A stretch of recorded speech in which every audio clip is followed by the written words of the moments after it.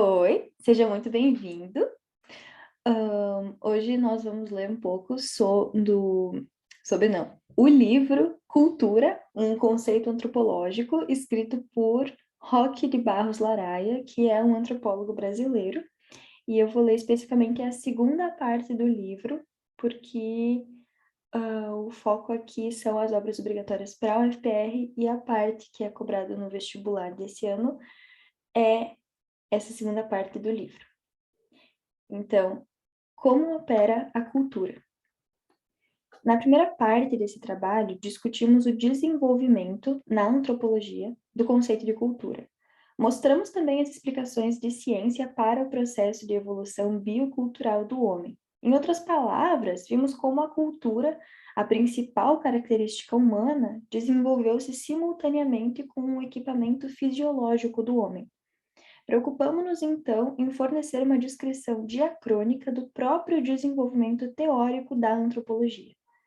Nesta segunda parte, pretendemos mostrar, de uma maneira mais prática, a atuação da cultura e de que forma ela molda uma vida num ser biologicamente preparado para viver 1000 vidas. 1. A cultura condiciona a visão de mundo do homem. Ruth Benedict escreveu em seu livro O Crisântemo e a Espada que a cultura é como uma lente através da qual o homem vê o mundo. Homens de culturas diferentes usam lentes diversas e, portanto, têm visões desencontradas das coisas.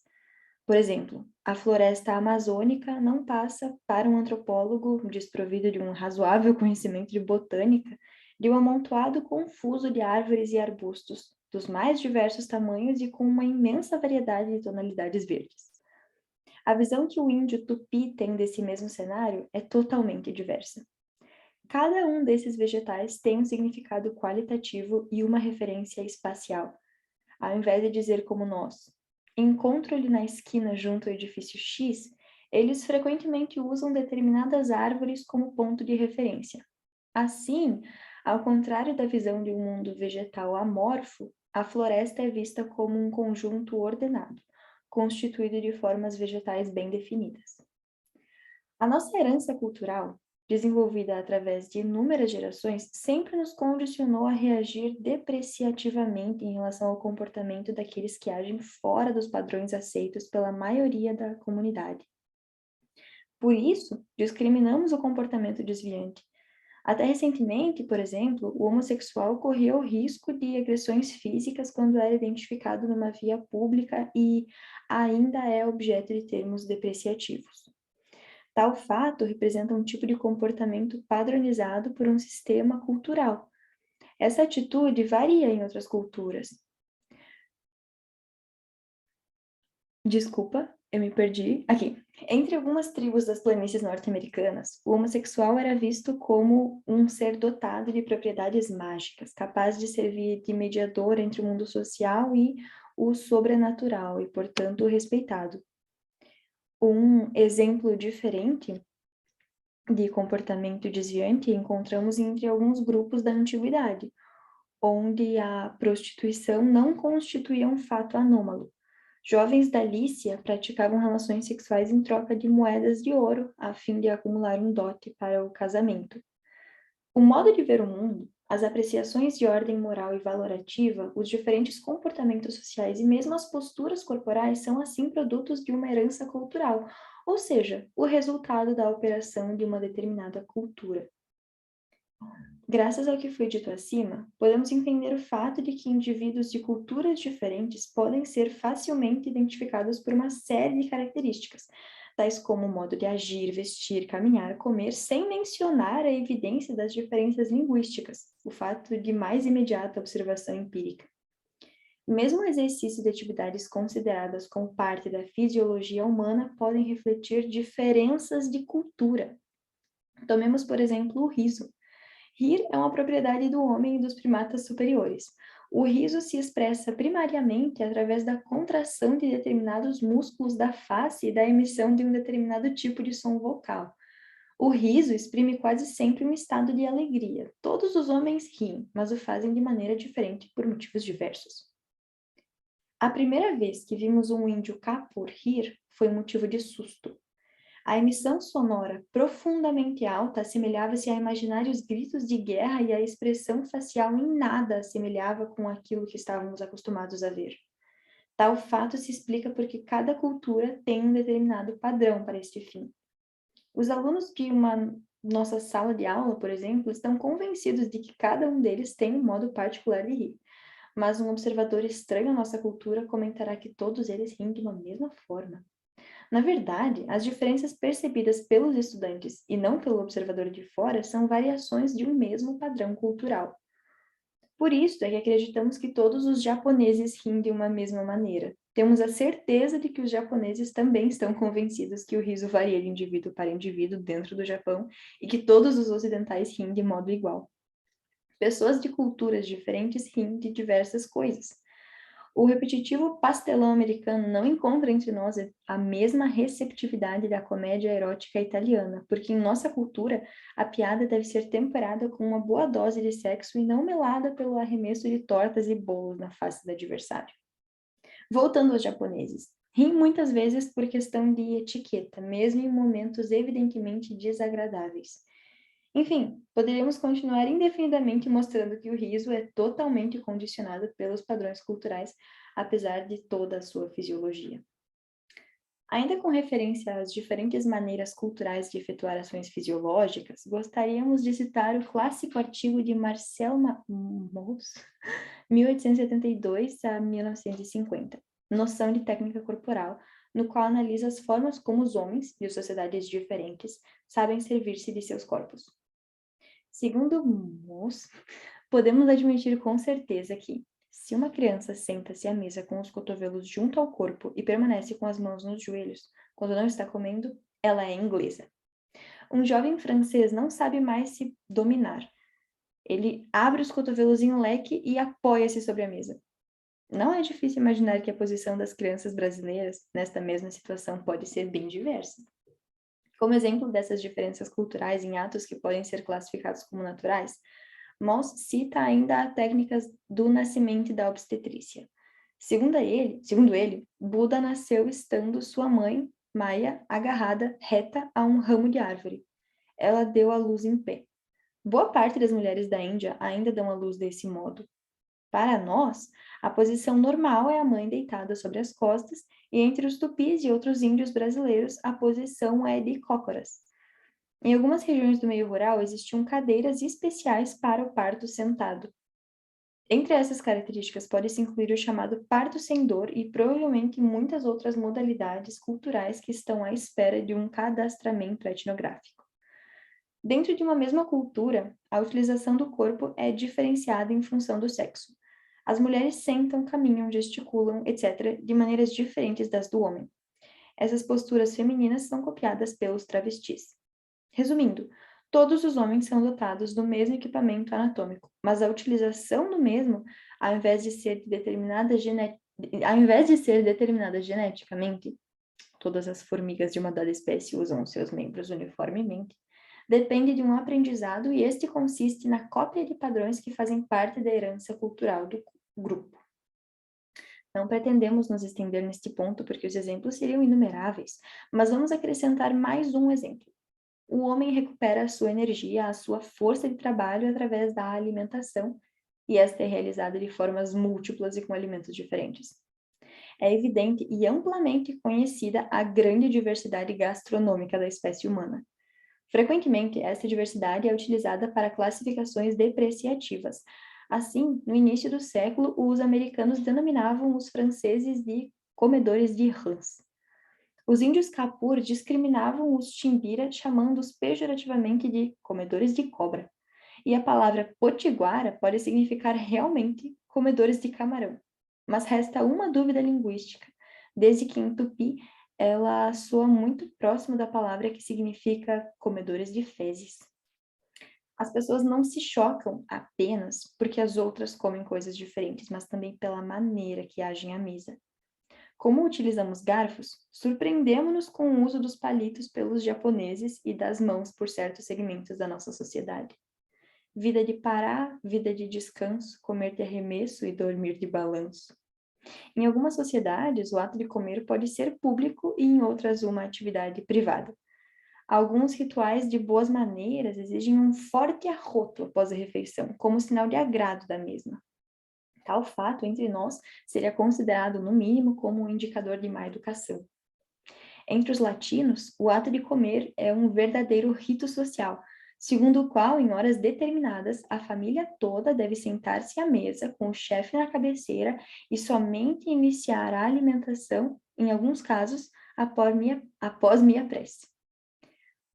Roger Cassin, em seu manual New Perspectives in Cultural Anthropology, começa com uma parábola que aconteceu ser verdadeira. Uma jovem na Bulgária ofereceu um jantar para os estudantes americanos. Colegas de seu marido e entre eles foi convidado um jovem asiático. Após os convidados terem terminado os seus pratos, a anfitriã perguntou quem gostaria de repetir, pois uma anfitriã búlgara que deixasse os seus convidados se retirarem famintos estaria desgraçada. O estudante asiático aceitou um segundo prato, e um terceiro, enquanto a anfitriã ansiosamente preparava mais comida na cozinha. Finalmente, no meio de seu quarto prato, o estudante caiu ao solo, convencido de que agiu melhor do que insultar a anfitriã pela recusa da comida que lhe era oferecida, conforme o costume de seu país. Esta parábola, acrescenta Cassin, reflete a condição humana. O homem tem despendido grande parte da sua história na Tora, separado em pequenos grupos, cada um com a sua própria linguagem, sua própria visão de mundo, seus costumes e expectativas. O fato de que o homem vê o mundo através de sua cultura tem como consequência a propensão em considerar o seu modo de vida como o mais correto e o mais natural. Tal tendência, denominada etnocentrismo, é responsável em seus casos extremos pela ocorrência de numerosos conflitos sociais. O etnocentrismo, de fato, é um fenômeno universal. É comum a crença de que a própria sociedade é o centro da humanidade, ou mesmo a sua única expressão. As autodenominações de diferentes grupos refletem este ponto de vista. Os Cheyenne, índios das planícies norte-americanas, se autodenominavam os entes humanos. Os Akuawa, grupo tupi do sul do Pará, consideram-se os homens. Os esquimós também se denominam os homens, da mesma forma que os navarros se intitulam o povo. Os australianos chamavam as roupas de peles de fantasmas, pois não acreditavam que os ingleses fossem parte da humanidade. E os nossos Xavanque acreditam que o seu território tribal está situado bem no centro do mundo. É comum, assim, a crença no povo eleito, predestinado por seres sobrenaturais para ser superior aos demais. Tais crenças contêm o germe do racismo, da intolerância e, frequentemente, são utilizadas para justificar a violência praticada contra os outros. A dicotomia, nós e os outros, expressa em níveis diferentes essa tendência. Dentro de uma mesma sociedade, a divisão ocorre sob a forma de parentes e não parentes. Os primeiros são melhores por definição e recebem um tratamento diferenciado. A projeção desta dicotomia para o plano extragrupal resulta nas manifestações nacionalistas ou formas mais extremadas de xenofobia. O ponto fundamental de referência não é a humanidade, mas o grupo. Daí a reação, ou pelo menos a estranheza, em relação aos estrangeiros.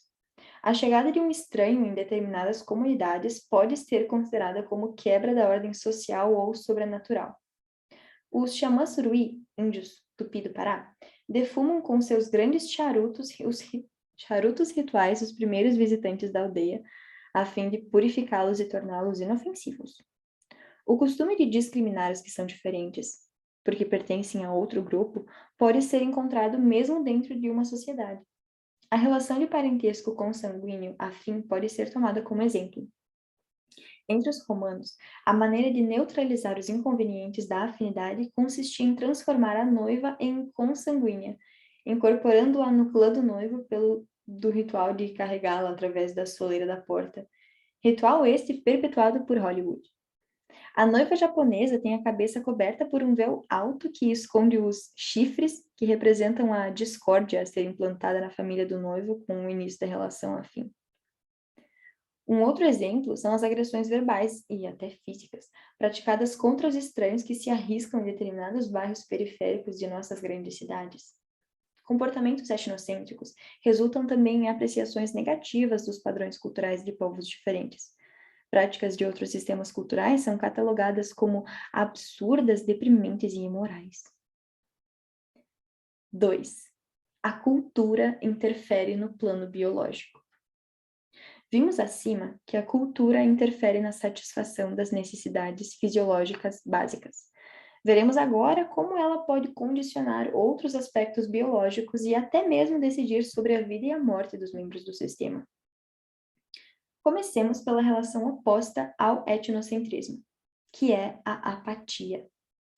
Em lugar da superestima dos valores de sua própria sociedade, numa dada situação de crise, os membros de uma cultura abandonam a crença nesses valores e, consequentemente, perdem a motivação que os mantém unidos e vivos. Diversos exemplos dramáticos desse tipo de comportamento anômico são encontrados em nossa própria história.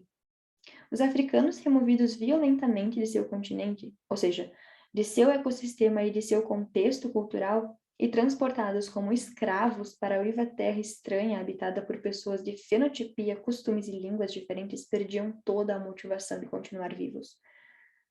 Muitos foram os suicídios praticados e outros acabavam sendo mortos pelo mal que foi denominado de banzo. Traduzido como saudade, o banzo é de fato uma forma de morte decorrente da apatia. Foi, também, a apatia que dizimou parte da população caiangue de São Paulo, quando teve o seu território invadido pelos construtores da estrada de ferro noroeste.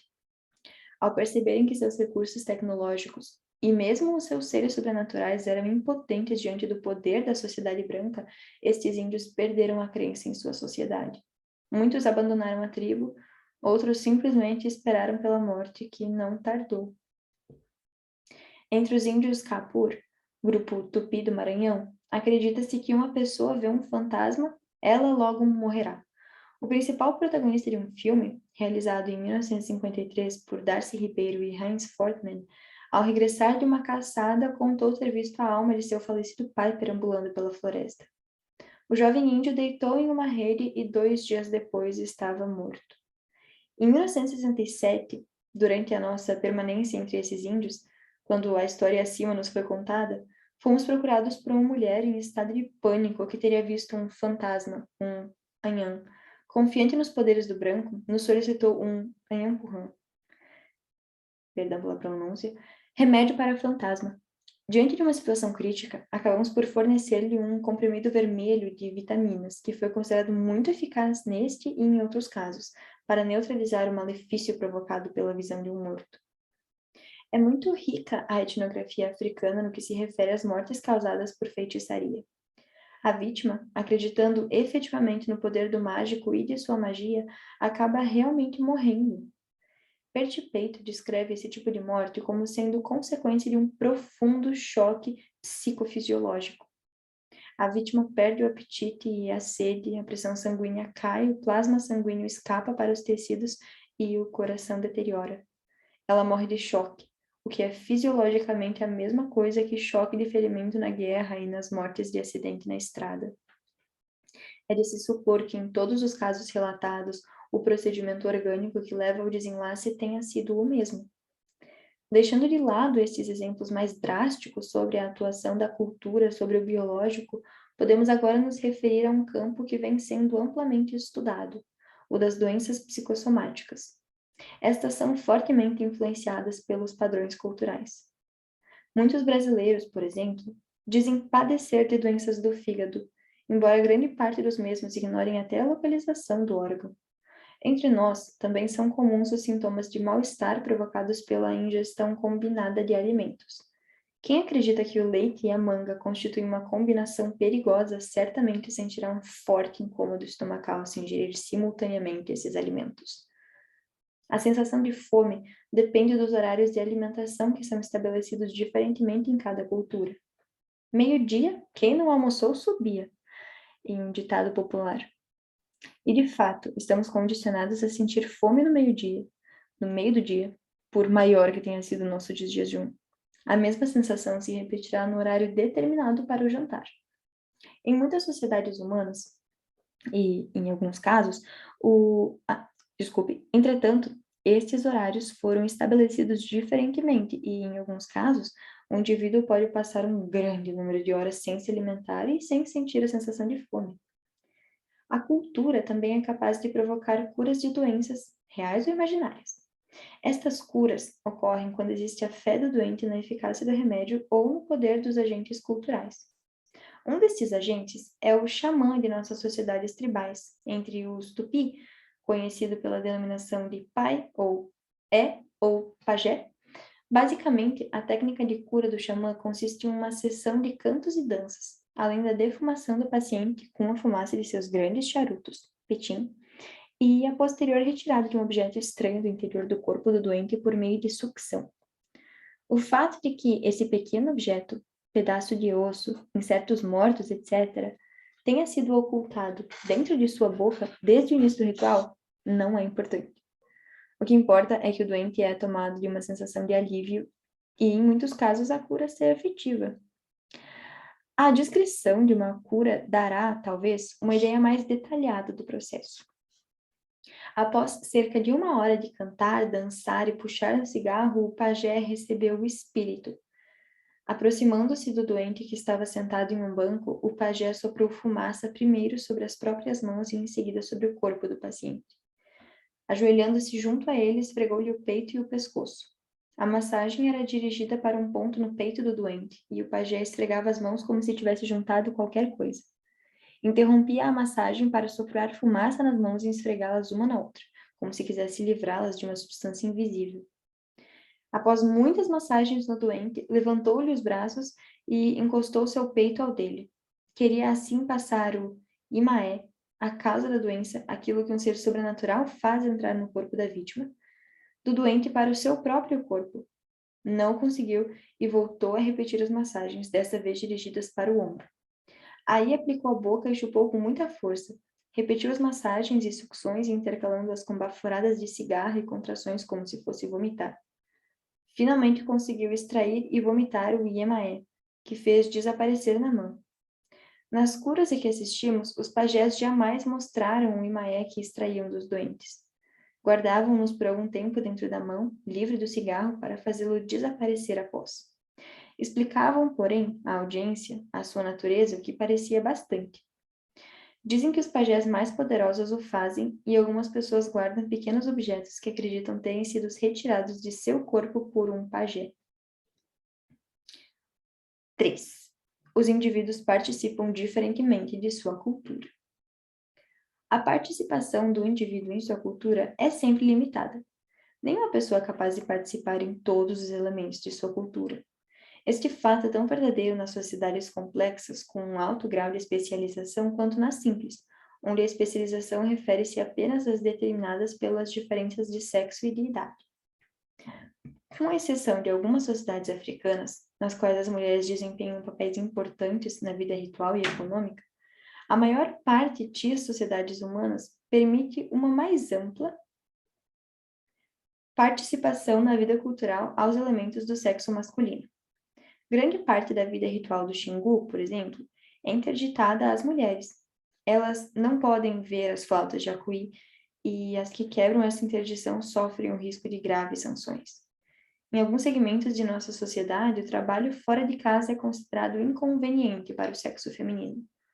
Como já discutimos esse tema na primeira parte desse trabalho, quando tratamos dos determinismos biológicos, vamos nos limitar a uma discussão mais ampla das restrições decorrentes das categorias etárias.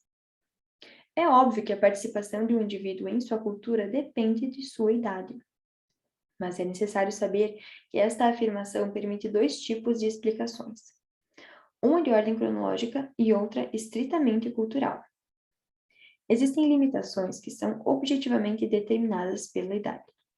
Uma criança não está apta para exercer certas atividades próprias de adultos, da mesma forma que um velho já não é capaz de realizar algumas tarefas.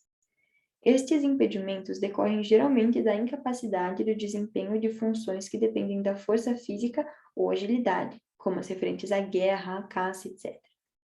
Entre outras funções, podemos incluir as que dependem do acúmulo de uma experiência obtida através de muitos anos de preparação. Torna-se fácil entender por que estas são interditadas às crianças e aos jovens e reservadas às pessoas maduras, como certos cargos políticos, etc. No primeiro tipo de impedimento etário, as razões parecem ser bastante evidentes, o que não ocorre com o segundo tipo, quando tratamos das razões determinadas culturalmente. Porque um jovem aos 18 anos pode votar, ter um emprego, ir à guerra, se não pode casar, manipular os seus bens financeiros antes dos 21 anos sem autorização paterna? Por que um homem necessita ter 35 anos para ser um senador? Qual o argumento para impedir o acesso ao mesmo cargo para um homem de 34 anos? Por que uma jovem com 18 anos pode assistir a um determinado filme e uma outra com 17 anos, 11 meses e 20 dias não o pode? Por que um assassino com exatamente 18 anos pode ir ao julgamento e outro com um dia a menos de vida recebe um tratamento diferenciado?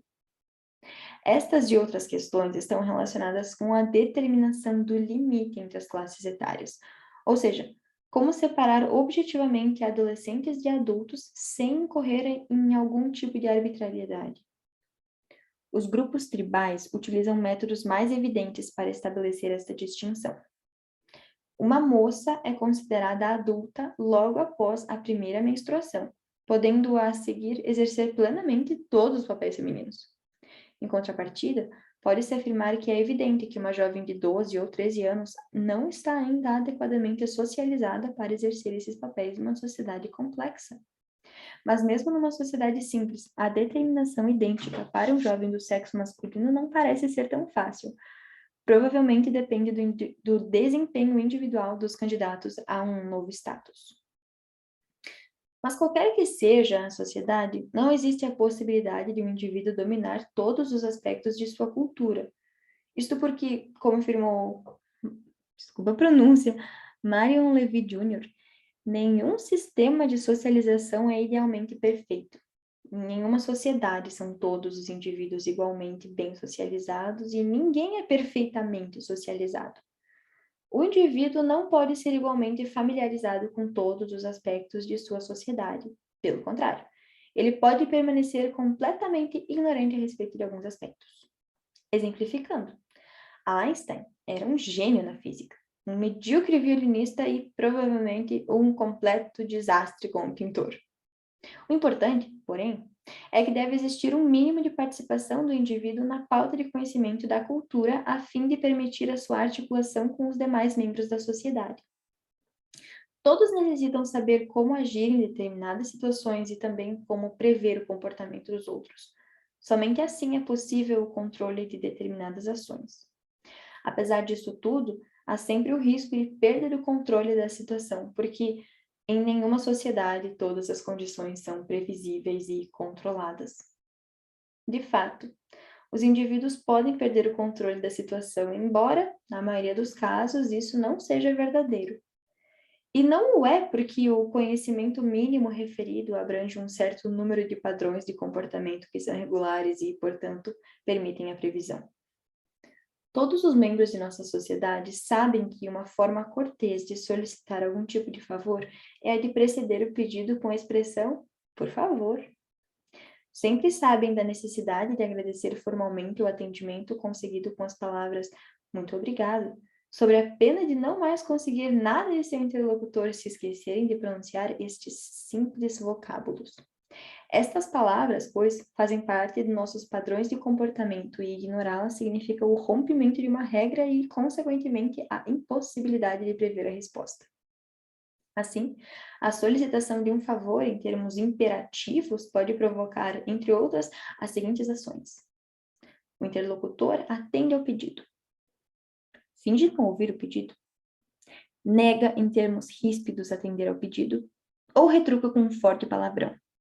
Essas alternativas somente ocorreram porque foram rompidos padrões de comportamento que asseguravam a possibilidade de uma previsão. Tomemos ainda como exemplo os nossos termos de parentescos. Se uma pessoa denomina a outra de pai, ela espera um determinado tipo de comportamento que geralmente a beneficia. Daí a expressão popular, negócio de pai para filho. As pessoas sabem como agir e podem prever a ação do outro, mesmo quando diante de um pai com o qual nunca teve um contato anterior. Um candidato ao emprego sabe que o empregador dispõe apenas de duas alternativas básicas: conceder-lhe o lugar ou não. A surpresa ocorrerá apenas se o empregador agir de maneira inusitada, não prevista pelas duas possibilidades de respostas. Nem sempre, porém, a falta de comunicação acontece porque um padrão de comportamento foi quebrado, mas porque às vezes os padrões não cobrem todas as situações possíveis. Tal fato ocorre em períodos de mudança cultural e, principalmente, quando estes são determinados por forças externas, quando surgem alguns fatos inesperados e de difícil manipulação. São situações sem precedentes e que, portanto, não são controladas pelo conjunto de regras ordinárias. Nem sempre os indivíduos envolvidos conseguem utilizar sua tradição cultural para contorná-la sem provocar conflitos. Alan Bowles transcreve um texto de Robert Murphy acerca dos índios Munduruku, localizados no Rio Madeira, que serve como exemplo para esse tipo de situação. Isso ocorreu ao jovem chefe Munduruku, quando chamado Biboi. Ele era o filho de um chefe, mas tinha sido educado por um comerciante brasileiro e se sentia superior aos seus companheiros. Foi o comerciante que o nomeou capitão de Cabitutu. O papel de capitão consistia em servir de intermediário entre o grupo e as necessidades de comercialização do caucho por parte do comerciante. Em Cabitutu, Biboi não tinha parentes e era considerado muito jovem e por isso não tinha menos prestígio que muitos homens do povoado. No intento de fortalecer sua posição, Biboi casou com uma viúva vários anos mais velha que ele. Considerando a mulher pouco atraente, trouxe para casa uma segunda mulher. A primeira esposa não gostou e atacou a jovem. Os irmãos da primeira obrigaram Biboi a despedir a segunda esposa e afastá-lo do povoado. Biboi, então, estabeleceu a jovem em Cabruá, o povoado de seu pai. Tendo deixado a sua formosa esposa num lugar seguro, como a casa de seu pai, Biboi voltou a Cabitutu para arranjar as coisas e acalmar os descontentes. Mas continuou com as suas maneiras arrogantes e exigentes, e assim os sentimentos do povoado foram se inflamando, sem que ele recebesse nenhum apoio de sua primeira esposa e de seus parentes. Entre eles foi crescendo cada vez mais a determinação de exterminá-lo. Enquanto isso, a pessoa de sua jovem esposa não estava tão segura quanto Bipoi acreditava. Seu esposo estava ausente e ela era uma moça desacompanhada. A sua retidão não foi suficiente para fazer frente aos homens de Cabruá. Breve, todos os homens do povoado, com exceção daqueles que eram afetados pela proibição do incesto, desfrutaram os favores da jovem esposa de Biboi. O equilíbrio do poder e da moral favorecia os oponentes de Biboi, e o esforço dos que o apoiavam tornou-se cada vez mais difícil em virtude do fato de que Biboi havia quase deixado de ser uma pessoa social. As regras já não se aplicavam a ele. Nós mesmos deixamos lugar antes de que caísse o pano desse pequeno trama social, mas já se podia prever a conclusão. Esta se tornou mais evidente após a nossa saída, quando Caetano caiu de uma palmeira e ficou gravemente ferido durante vários dias. Sabendo que o povo de Cabitutu lhe daria a morte tão logo soubesse do falecimento de seu pai, Biboi voltou imediatamente a Cabruá e ali permaneceu até que o ancião conseguisse recuperar-se. Durante este período, Biboi se acercou de mim e disse: Sabe, se meu pai morrer, partirei desta terra e viverei na margem do rio Tapajós. Perguntei por que ele se ia. Biboi respondeu: Porque é muito bonito lá. Biboi sabia que a sua vida como membro dos Munduruku estava terminada. Biboi é um homem que não se sente em nenhuma cultura. Não soube manejar as regras para viver bem na sociedade Munduruku. Ele se considerava muito superior a eles e acreditava poder ensiná-los. Estava colocando-se em um status que não lhe pertencia e onde não podia ter êxito, já que não contava com o apoio de parentes. No final, teve que escolher entre a morte ou o exílio.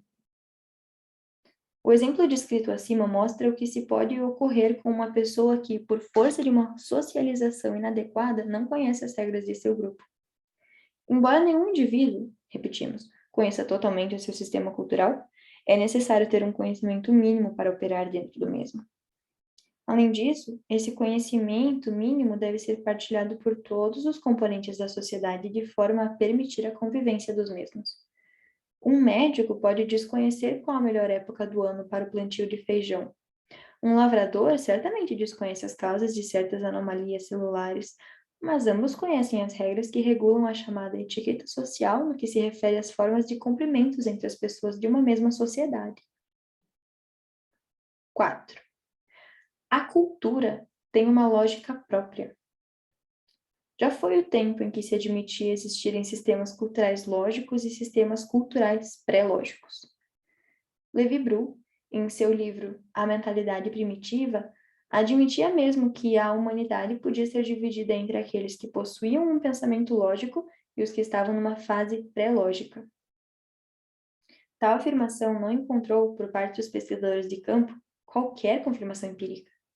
Todo sistema cultural tem a sua própria lógica e não passa de um ato primário de etnocentrismo tentar transferir a lógica de um sistema para outro. Infelizmente, a tendência mais comum é de considerar lógico apenas o próprio sistema e atribuir aos demais um alto grau de irracionalismo. A coerência de um hábito cultural somente pode ser analisada a partir do sistema a que pertence.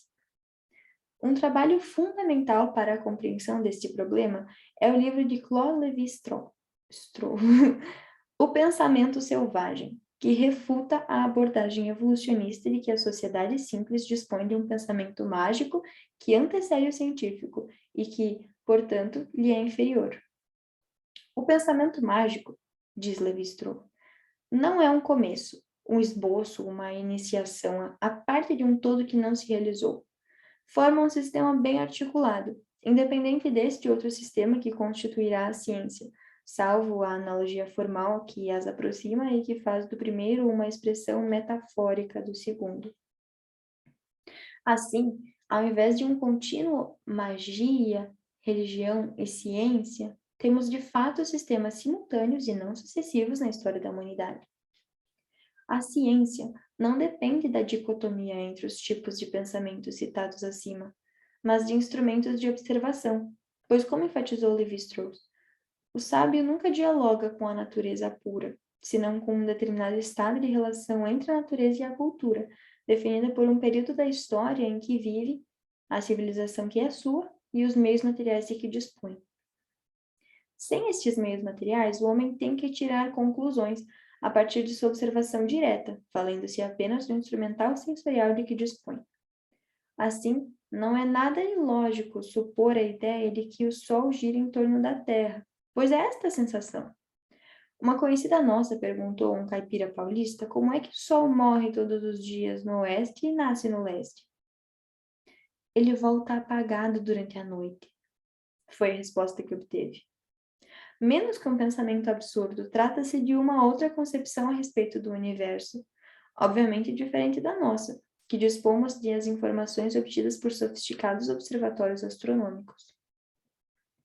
Sem o auxílio do microscópio, é impossível imaginar a existência de germes, daí ser mais fácil admitir que as doenças são decorrentes da intromissão de seres sobrenaturais malignos. E, consequentemente, o tratamento deve ser formulado a partir de sessões xamanísticas, capazes de controlar e exorcizar essas entidades. Em um outro artigo, mostramos que o fenômeno do aparecimento da vida individual só é explicado através da mediação de equipamentos ópticos que a humanidade somente recentemente passou a possuir. O homem sempre buscou explicações para fatos tão cruciais como a vida e a morte. Essas tentativas de explicar o início e o fim da vida humana foram, sem dúvida, responsáveis pelo aparecimento dos diversos sistemas filosóficos. Explicar a vida implica a compreensão dos fenômenos da concepção do nascimento. Estas são importantes para a ordem social. Da explicação que o grupo aceita para a reprodução humana, resulta o sistema de parentesco que vai regulamentar todo o comportamento social. Nem sempre as relações de causa e efeito são percebidas da mesma maneira por homens de culturas diferentes. E hoje todos sabem que o homem só pode compreender o mistério da vida quando dispõe de instrumentos que lhe permitam desvendar o mundo do infinitamente pequeno. O homem tribal não possuía microscópios, e teve que construir a partir de suas simples observações as teorias que durante séculos e ainda hoje têm a validade das verdades científicas. Para os habitantes das ilhas Trobriand, no Pacífico, não existe nenhuma relação entre a cópula e a concepção. Sabem apenas que uma jovem não deve mais ser virgem para ser penetrada por um espírito de sua linhagem materna que vai gerar em seu útero uma criança. Esta criança estará ligada por laços de parentesco apenas aos parentes da jovem, não existindo em Trobriand nenhuma palavra correspondente ao que utilizamos para definir o pai. O homem que vive com a mulher será chamado pela criança por um termo que podemos traduzir como companheiro da mãe. Essa ideia de reprodução sexual não impediu que os habitantes de Trobriand notassem a semelhança física que ocorre entre a criança e o companheiro da mãe. A explicação encontrada foi de que a criança convive diariamente com aquele homem e dele copia os gestos, o modo de falar, as expressões faciais, dando a ilusão de uma semelhança. Além disso, deve-se considerar que o limitado estoque genético de um grupo excessivamente endogâmico não torna tão relevante a identidade física. Por outro lado, os índios G do Brasil correlacionam a relação sexual com a concepção, mas acreditam que só uma cópula é insuficiente para formar um novo ser. É necessário que o homem e a mulher tenham várias relações para que a criança seja totalmente formada e torne-se apta para o nascimento. O recém-nascido pertencerá tanto à família do pai como à da mãe. E se ocorrer que a mulher tenha, em um dado período que antecede o nascimento, relações sexuais com outros homens, todos esses serão considerados pais da criança e agirão socialmente como tal. Outra é a concepção dos índios Tupi, também do Brasil. Para eles, a criança depende exclusivamente do pai. Ela existe anteriormente como uma espécie de semente no interior do homem, muito tempo mesmo antes do ato sexual que a transferirá para o ventre da mulher. No interior desta, a criança se desenvolve sem estabelecer nenhuma relação consanguínea com a esposa do pai. A mulher não passa, então, de um recipiente próprio para o desenvolvimento do novo ser, e ela será sempre uma parente afim tanto de seu marido quanto de seu filho. Essa teoria permite o matrimônio entre meios irmãos, isto é, jovens que têm a mesma mãe e pais diferentes. As explicações encontradas pelos membros das diversas sociedades humanas, portanto, são lógicas e encontram a sua coerência dentro do próprio sistema. Nunca é demais repetir o clássico trecho de E. Evans Pritchard, no qual explica como a ação da feitiçaria é entendida pela filosofia Azande. Considerada como sistema de filosofia natural, ela, a feitiçaria, implica uma teoria de causas. A infelicidade resulta da feitiçaria, que trabalha em combinação com as forças naturais. Caso um homem receba uma chifrada de um búfalo, caso lhe caia na cabeça uns celeiros cujos suportes tenham sido minados pelas térmitas, ou contraiam uma meningite cerebroespinhal, os Azande afirmarão que o búfalo, o celeiro ou a doença são causas que se conjugam com a feitiçaria para matar o homem. Pelo búfalo, pelo celeiro, pela doença, a feitiçaria não é responsável, pois existem por si mesmos, mas o é pela circunstância particular que os põe em relação destruidora com um certo indivíduo. O celeiro teria caído de qualquer maneira, mas foi pela feitiçaria que caiu em um dado momento e quando certo indivíduo repousava embaixo. Entre todas essas causas, apenas a feitiçaria é significativa no plano das relações sociais. Talvez seja mais fácil para o leitor entender a lógica e a coerência de um sistema cultural, tratando-o como uma forma de classificação. Muito do que supomos ser uma ordem inerente da natureza não passa, na verdade, de uma ordenação que é fruto de um procedimento cultural, mas que nada tem a ver com uma ordem objetiva. Rodney Needham, antropólogo inglês, fez uma interessante analogia, baseada em estudos sobre indivíduos cegos desde o nascimento e que ganham a visão através de uma cirurgia. A reação inicial é de uma dolorosa aflição diante de uma caótica confusão de cores e formas. Estas lhe parecem não ter nenhuma relação compreensível entre si. Apenas vagarosamente e com intenso esforço pode-se aprender Que esta confusão manifesta uma ordem e somente com uma aplicação resoluta é capaz de distinguir e classificar objetos e adquirir o significado de termos tais como espaço e forma. Quando um etnólogo inicia o seu estudo de um povo estranho, ele está numa situação análoga, e no caso de uma sociedade desconhecida, ele pode exatamente ser descrito como culturalmente cego. O que podemos deduzir da analogia formulada por Needham é que cada cultura ordenou a seu modo o mundo que a circunscreve e que essa ordenação dá um sentido cultural à aparente confusão das coisas naturais. É esse procedimento que consiste em um sistema de classificação. Retomemos o exemplo da floresta utilizado no início do primeiro capítulo da segunda parte desse trabalho. O amontoado de árvores e arbustos só pode ser ordenado quando é classificado através de uma taxonomia. Esta, contudo, não é uma propriedade da botânica ocidental, pois muitas sociedades tribais construíram sistemas de classificação bastante sofisticados para o mundo vegetal que as envolve. Assim, os índios Kiowa, do Novo México, têm nomes para designar todas as espécies de coníferas da região. Ora, nesse caso, as diferenças são pouco visíveis e, entre os brancos, um indivíduo sem treinamento seria capaz de as distinguir. Realmente, nada impediria a tradução em Kiowa de um tratado de botânica. Que todas as sociedades humanas dispõem de um sistema de classificação para o mundo natural, parece não haver mais dúvida. Mas é importante reafirmar que esses sistemas divergem entre si, porque a natureza não tem meios de determinar ao homem um só tipo taxonômico. Por isso, o morcego é muitas vezes colocado numa mesma categoria com as aves, da mesma forma que a baleia é vulgarmente considerada um peixe. No norte de Goiás, uma dona de pensão nos afirmou que o rato era um inseto impertinente. Constatamos então que, como inseto, eram classificados todos os seres vivos que perturbam o mundo doméstico. Finalmente, entender a lógica de um sistema cultural depende da compreensão das categorias constituídas pelo mesmo. Como categorias, entendemos, como mots, esses princípios de juízos e raciocínios, constantemente presentes na linguagem, sem que estejam necessariamente explícitas. Elas existem ordinariamente, sobretudo sob a forma de hábitos, diretrizes da consciência, elas próprias inconscientes. A noção de mana é um desses princípios. Ela está dada na linguagem, está implicada em toda a série de juízos e raciocínios, tendo por objetivos atributos que são aqueles do mana.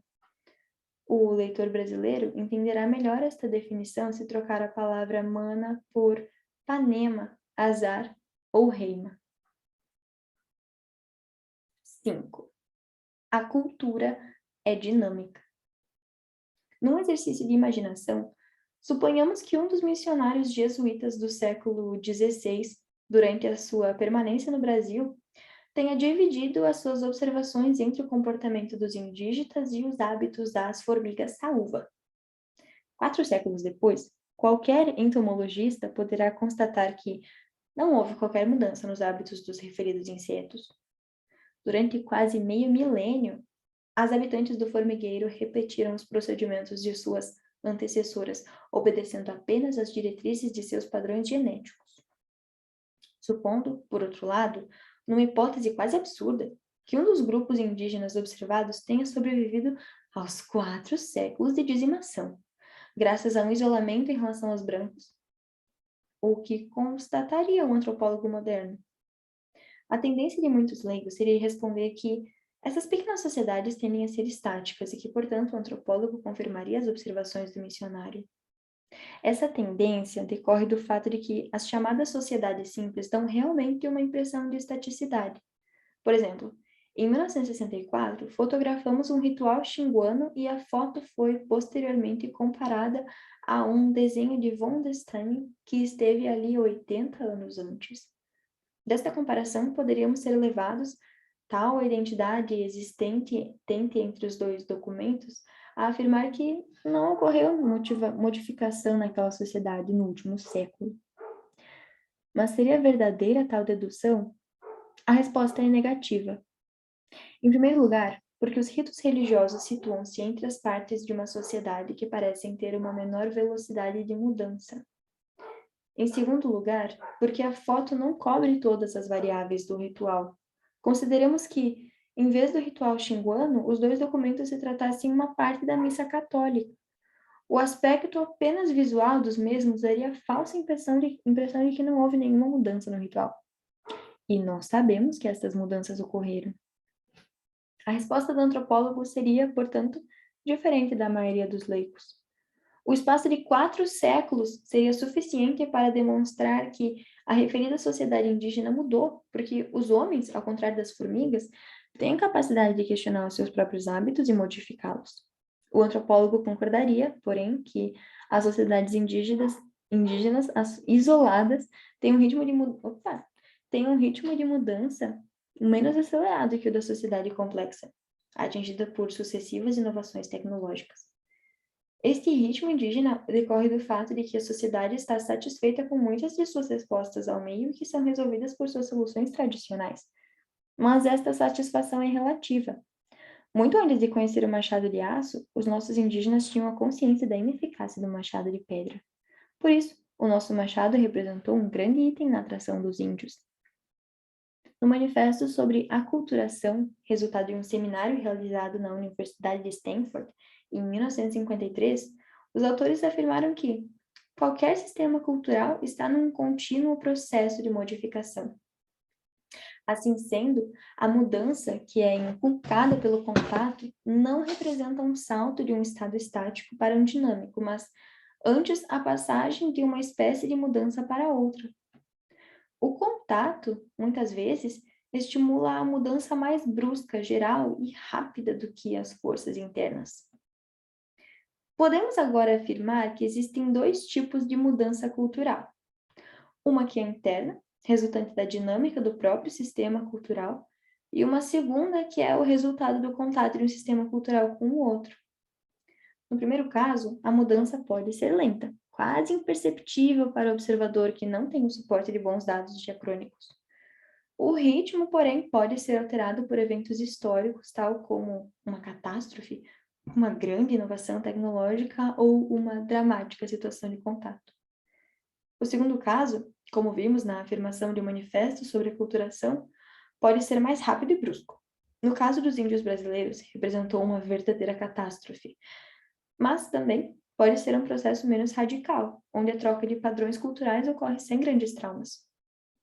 Este segundo tipo de mudança, além de ser o mais estudado, é o mais atuante na maior parte das sociedades humanas. É praticamente impossível imaginar a existência de um sistema cultural que seja afetado apenas pela mudança interna. Isto somente seria possível no caso, quase absurdo, de um povo totalmente isolado dos demais. Por isso, a mudança proveniente de causas externas mereceu sempre uma grande atenção por parte dos antropólogos. Para atendê-la, foi necessário o desenvolvimento de um esquema conceitual específico. Surge, então, o conceito de aculturação, utilizado desde o início do século pela antropologia alemã e, a partir de 1928, pelos antropólogos anglo-saxões. Através desses conceitos, o conceito atinge o nosso meio acadêmico, mas somente passa a ser utilizado amplamente a partir dos anos 50, depois que Eduardo Galvão apresentou o seu Estudo de Aculturação dos Grupos Indígenas Brasileiros, na primeira reunião brasileira de antropologia, em 1953. Deixaremos de lado as mudanças mais espetaculares, como as decorrentes de uma revolução política, como a francesa ou a soviética, as resultantes de uma inovação científica, como as consequências da invenção do avião ou da pílula anticoncepcional para, num exercício diário, discorremos mais sobre as que agem lentamente sobre os nossos hábitos culturais. É necessário, porém, lembrar sempre que ambas pertencem a um mesmo tipo de fenômeno, vinculadas que são ao caráter dinâmico da cultura. Comecemos pela descrição de um tipo carioca, feita por Machado de Assis em Dom Casmurro. E vimos passar com suas calças brancas engomadas, presilhas, rodaques e gravata de mola. Foi dos últimos que usaram presilhas no Rio de Janeiro e, talvez neste mundo, trazia as calças curtas para que lhe ficassem bem esticadas. A gravata de cetim preto, com um arco de aço por dentro, imobiliava-lhe o pescoço. Era então moda. O rodaque de chita, veste caseira e leve, parecia nele uma casaca de cerimônia. Não há dúvida que as vestimentas masculinas mudaram muito nesses últimos 100 anos na cidade do Rio de Janeiro. Muitas outras mudanças sucederam as descritas por Machado de Assis, passando pelas pesadas vestimentas de casimira preta no início do século até o modo informal de vestir nos dias de hoje. São mudanças como essas que comprovam de uma maneira mais evidente o caráter dinâmico da cultura. Basta que o jovem leitor converse com seus pais e compare a nossa vida cotidiana com a dos anos 50, por exemplo. Ele poderá, então, imaginar estar em plena noite postado diante de um espelho, ajeitando o nó triangular de sua gravata, bem no centro de seu colarinho mantido reto pela ação das hastes de barbatana. Poderá também imaginar o seu sentimento de vaidade ao reparar quão bem passado está o seu terno de casimira azul. Enfim, estava pronto para brilhar em mais um baile. Antes, porém, de entrar no salão, não dispensaria o reforço de uma dose de bebida, seguida do mastigar de um chiclete capaz de disfarçar o forte cheiro de aguardente. Com esta dose adicional de coragem, o jovem estaria apto para audaciosamente atravessar o salão e, numa discreta mesura diante da escolhida, perguntar: "A senhorita me dá o prazer desta dança?" Tudo estaria bem com a resposta afirmativa da moça, mas, se esta, rompendo os limites da etiqueta, não aceitava o convite, o mundo abria aos pés do jovem que voltava murcho e cabisbaixo para o seu lugar, lamentando a bruta tábua que o levara. Um quarto de século depois, esse pequeno drama social era perfeitamente desconhecido para muitos jovens que jamais compreenderão perfeitamente como era esse estranho ritual denominado baile. São essas aparentemente pequenas mudanças que cavam o fosso entre as gerações, que façam que os pais não se reconheçam nos filhos e estes se surpreendam com a caretice de seus progenitores, incapazes de reconhecer que a cultura está sempre mudando. O tempo constitui um elemento importante na análise de uma cultura. Nesse mesmo quarto de século, mudaram-se os padrões de beleza. Regras morais que eram vigentes passaram a ser consideradas nulas. Hoje, uma jovem pode formar em público sem que sua reputação seja ferida. Ao contrário de sua mãe, pode tecer um beijo namorado em plena luz do dia. Tais fatos atestam que as mudanças de costumes são bastante comuns. Entretanto, elas não ocorrem com a tranquilidade que descrevemos. Cada mudança, por menor que seja, representa um desenlace de numerosos conflitos. Isso porque em cada momento as sociedades humanas são palco do embate entre as tendências conservadoras e as inovadoras. As primeiras pretendem manter os hábitos inalterados, muitas vezes atribuindo aos mesmos uma legitimidade da ordem sobrenatural. As segundas contestam a sua permanência e pretendem substituí-los por novos procedimentos. Assim, uma moça pode hoje fumar tranquilamente em público, mas isso somente é possível porque antes dela numerosas jovens suportaram as zombarias, as recriminações, até que estas se esgotaram diante da nova evidência. Para isso, no mesmo momento, é possível encontrar numa mesma sociedade pessoas que têm juízos diametralmente opostos sobre um novo fato. Talvez seja mais fácil explicar a mudança raciocinando em termos de padrões ideais e padrões reais de comportamento. Nem sempre os padrões ideais podem ser efetivados. Neste caso, as pessoas agem diferentemente. Esta ação constitui os padrões reais, mas consideram que os seus procedimentos não são exatamente os mais desejados pela sociedade. Tomemos, por exemplo, as regras matrimoniais dos Tupi. Os índios, a qual a Assuri, do sudeste do Pará, consideram que um homem deve casar preferencialmente com a filha do irmão da mãe, ou com a filha da irmã do pai, ou ainda com a filha da irmã. As razões diversas, entre elas as de ordem demográfica, fazem com que nem sempre o homem encontre esposas dentro dessas categorias genealógicas. Assim, qualquer outro casamento é tolerado desde que a mulher não seja mãe, filha ou irmã do noivo. Em decorrência destas regras, a qual as Assurini classificam o casamento segundo 3 tipos. Ao primeiro denominam de catueté, muito bom, e é referente a todas as uniões realizadas de acordo com as regras preferencialmente relacionadas acima. O segundo tipo é aquele que engloba todos os casamentos que não estão de acordo com as regras preferenciais, mas também não são proibidos, e que são denominados catu. Bom, do ponto de vista estatístico, este é o tipo de casamento mais comum. Finalmente, o terceiro tipo, denominado catuí, é o referente às uniões dentro das categorias proibidas, ou seja, aquelas que levam ao rompimento da proibição do incesto. O fato de que a maioria dos matrimônios não corresponde ao ideal somente por ser considerado uma mudança quando as pessoas, além de agirem diferentemente, comecem a colocar em dúvida a validade do modelo. Tomemos agora um exemplo de nossa sociedade. No início dos anos 70, uma revista fez a pesquisa sobre o comportamento sexual da mulher brasileira. O resultado indicou que existia uma porcentagem significativa que não agia de acordo com os padrões tradicionais da sociedade. Ou seja, tornavam-se mais frequentes as relações sexuais pré-matrimoniais e o número de relações extraconjugais. A publicação desses resultados, mesmo deixando de lado a validade da amostra levantada na pesquisa, causou uma grande reação por parte de diferentes setores e a revista teve a sua edição apreendida. Menos de 10 anos depois, uma outra revista repetiu a pesquisa com uma amostragem bem maior e os resultados foram mais significativos que o da vez anterior. Comprovavam enfaticamente uma mudança no comportamento feminino. Dessa vez, contudo, a reação não ocorreu e a revista circulou livremente. Tal fato significa, sem dúvida, a ocorrência de mudanças nos padrões ideais da sociedade de forma a ajustá-la aos eventos reais. Em outras palavras, a mudança chegou a uma tal dimensão que modificou o próprio padrão ideal. Concluindo, cada sistema cultural está sempre em mudança. Entender esta dinâmica é importante para atenuar o choque entre as gerações e evitar comportamentos preconceituosos. Da mesma forma que é fundamental para a humanidade a compreensão das diferenças entre povos de culturas diferentes, é necessário saber entender as diferenças que ocorrem dentro do mesmo sistema.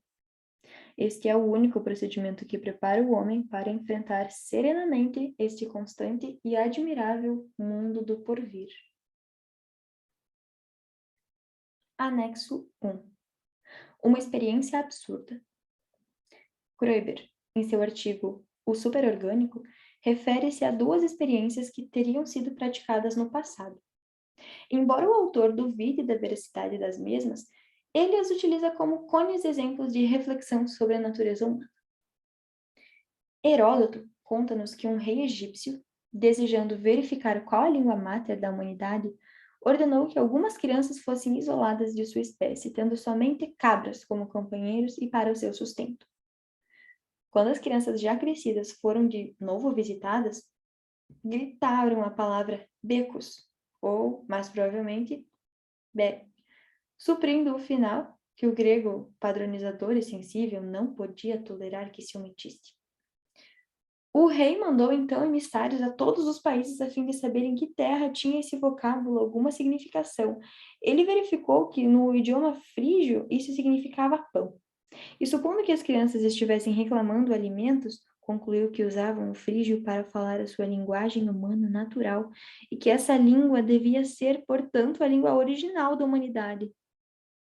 A crença do rei numa língua humana, inerente e congênita, que só os cegos acidentes temporais tinham decomposto numa multidão de idiomas, pode parecer simples, mas ingênua como é, a Inquisição revelaria que multidões de gente civilizada ainda a ela aderem.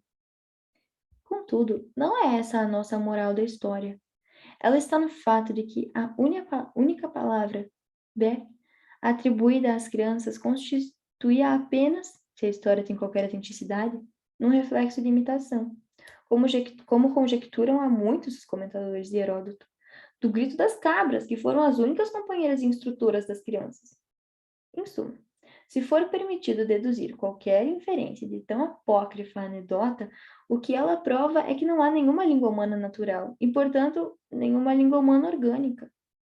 Milhares de anos depois, outro soberano, o imperador mongol Akbar, repetiu a experiência com o propósito de averiguar qual a religião natural da humanidade. O seu bando de crianças foi encerrado numa casa. Quando decorrido o tempo necessário, ao se abrirem as portas na presença do imperador expectante e esclarecido, Foi grande o seu desapontamento. As crianças saíram tão silenciosas como se fossem surdas mudas. Contudo, a fé custa a morrer, e podemos suspeitar que será preciso uma terceira experiência em condições modernas, escolhidas e controladas para satisfazer alguns cientistas naturais e convencê-los de que a linguagem para o indivíduo humano, como para a raça humana, é uma coisa inteiramente adquirida e não hereditária, completamente externa e não interna. Um produto social e não um crescimento orgânico. É óbvio que quando Preber fala em linguagem, está implícita a possibilidade de entender o seu raciocínio para toda a cultura. Muitos anos depois de Preber, Clifford Jenks demonstrou não ser possível, à luz do conhecimento atual, esperar algum resultado de uma terceira experiência. Isso sugere não existir o que chamamos de natureza humana independente da cultura. Os homens sem cultura não seriam selvagens inteligentes de Lord of the Flies, de Golding, atirados à sabedoria cruel dos seus instintos animais, nem seriam eles os bons selvagens dos animais, do primitivismo iluminista, ou até mesmo, como a antropologia insinua, os macacos intrinsecamente talentosos que, por algum motivo, deixaram de se encontrar. Eles seriam monstruosidades incontroláveis, com muito poucos instintos úteis, menos sentimentos reconhecíveis e nenhum intelecto. Verdadeiros casos psiquiátricos. Como o nosso sistema nervoso central, e principalmente a maldição e glória que o coroam, o neocórtex, cresceu, em sua maior parte, a interação com a cultura, ele é incapaz de digerir nosso comportamento ou organizar nossa experiência sem a orientação fornecida por sistemas de símbolos significantes.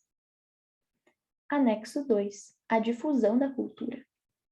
Não resta dúvida que grande parte dos padrões culturais de um dado sistema não foram criados por um processo autóctone, mas foram copiados de outros sistemas culturais. A esses empréstimos culturais, a antropologia denomina difusão.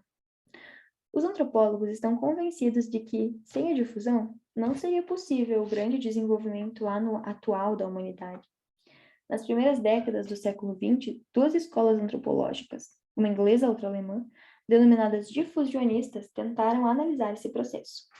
O erro de ambas foi de superestimar a importância da difusão, mais flagrante no caso do difusionismo inglês, que advogava a tese de que todo o processo de difusão originou-se no Velho Egito.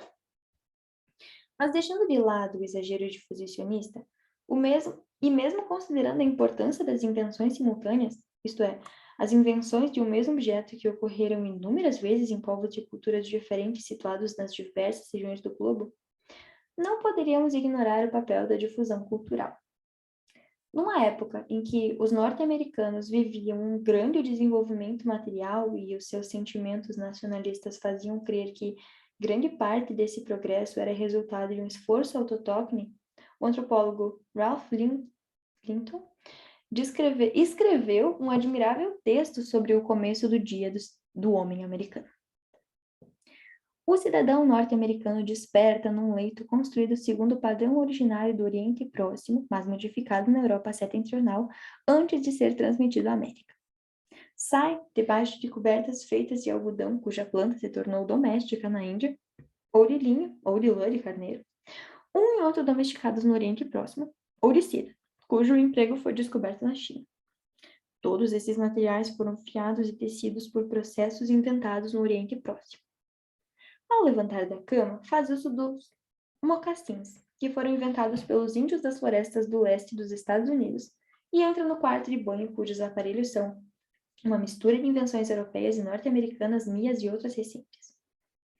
Tira o pijama, que é vestiário inventado na Índia, e lava-se com sabão que foi inventado pelos antigos gauleses. Faz a barba, que é um rito masoquístico, que parece provir dos sumerianos ou do Antigo Egito. Voltando ao quarto, o cidadão toma as roupas que estão sobre uma cadeira do tipo europeu meridional e veste-se. As peças de seu vestuário têm a forma das vestes de pele originais dos nômades das espécies asiáticas. Seus sapatos são feitos de peles curtidas por um processo inventado no Antigo Egito e cortadas segundo um padrão proveniente das civilizações clássicas do Mediterrâneo. A tira de pano de cores vivas que amarra o pescoço é sobrevivência dos xales usados aos ombros pelos croatas do século XVII. Antes de ir tomar o seu breakfast, ele olha a rua através da vidraça feita de vidro inventada no Egito e, se estiver chovendo, calça galochas de borracha descoberta pelos índios da América Central e toma um guarda-chuva inventado no sudoeste da Ásia. Seu chapéu é feito de felcro, material inventado nas estepes asiáticas. De caminho para o breakfast, para comprar um jornal, pagando-o com moedas, invenção da Líbia antiga. No restaurante, toda uma série de elementos tomados de empréstimo o espera. O prato é feito de uma espécie de cerâmica inventada na China. A faca é de aço, liga feita pela primeira vez na Índia do Sul. O garfo é inventado na Itália medieval, a colher vem de um original romano. Começa seu breakfast com uma laranja vinda do Mediterrâneo Oriental, melão da Pérsia ou talvez uma fatia de melancia africana. Toma café, planta absidiana com nata e açúcar. A domesticação do gado bovino e a ideia de aproveitar o seu leite são originárias do Oriente Próximo, ao passo que o açúcar foi feito pela primeira vez na Índia. Depois das frutas e do café vem waffles, os quais são bolinhos fabricados segundo uma técnica escandinava, empregando como matéria-prima o trigo, que se tornou planta doméstica na Ásia Menor. Rega-se com xarope de maple, inventado pelos índios das florestas do leste dos Estados Unidos. Como prato adicional, talvez como o ovo de uma espécie de ave domesticada na Indochina ou delgadas fatias de carne de um animal domesticado na Ásia Oriental, salgada e defumada por um processo desenvolvido no norte da Europa. Acabando de comer, nosso amigo se recosta para fumar, hábito implantado pelos índios americanos e que consome uma planta originária do Brasil, fuma cachimbo, que procede dos índios da Virgínia, ou cigarro, proveniente do México. Se for fumante valente, pode ser que fume mesmo um charuto, transmitido à América do Norte pelas Antilhas, por intermédio da Espanha. Enquanto fuma, lê notícias do dia, impressas em caracteres inventados pelos antigos semitas, em material inventado na China e por processo inventado na Alemanha. Ao inteirar-se das narrativas dos problemas estrangeiros, se for bom cidadão conservador, agradece rã a uma divindade hebraica, numa língua indo-europeia, e o fato de 100% americano. É isso. Se você ouviu até aqui, muito obrigada por ter acompanhado. Deixe a sua opinião nos comentários. Se puder deixar um curtir também, seria muito interessante. E nos vemos na próxima